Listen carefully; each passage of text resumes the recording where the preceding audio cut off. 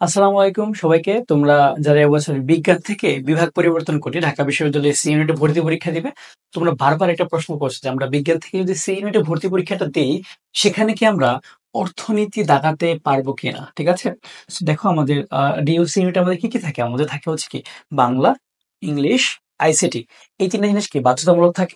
আরেকটা জিনিস কি আমাদের দেওয়া আছে, আমরা হচ্ছে ম্যাথ, স্ট্যাট অথবা ইকোনমিক্স। এই তিনটা জিনিস হচ্ছে কি আমরা দাগাতে পারবো তিনটার মধ্যে একটা। তো তোমরা তো আসলে কি মানে নোটিশটা পড়ো না বা সার্কুলারটা তোমরা পড়ো না, এটা কিন্তু পড়তে হবে। আমরা যদি নোটিশটা একটু ভালো মতো দেখি, আমি একটু বিশ্লেষণ করে দেখেছি, আমি তারপরেও নোটিশের ছবিটা এখানে একটু টাঙায় দিব।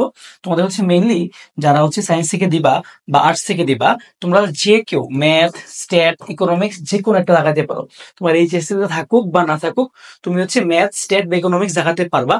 বাট একটা কিন্তু কন্ডিশন আছে, যাদের এইচএসসি তে ম্যাথ, স্ট্যাট বা ইকোনমিক্স তিনটার একটা নাই, সে কিন্তু ওর পরীক্ষা দিতেই পারবা না। ঠিক আছে। সো যাদের হচ্ছে ম্যাথ, স্ট্যাট বা ইকোনমিক্স আছে, তারাই ডিইউ সি ইউনিটে পরীক্ষা দিতে পারবা। এবং তোমার ম্যাথ, স্ট্যাট বা ইকোনমিক্স থাকুক বা না থাকুক, তুমি কিন্তু যে কোনো একটা দাগাতে পারবা। ঠিক আছে। সো আমরা ফাইনালি কনক্লুশনে যদি আসি, একটা শর্ট ভিডিও, যে আমরা যারা বিজ্ঞান থেকে ডিইউ সি ইউনিটে ভর্তি পরীক্ষা দিব, আমরা অর্থনীতি দেখাতে পারবো কিনা। হ্যাঁ, তুমি হচ্ছে অর্থনীতি দেখাতে পারবা। ওকে।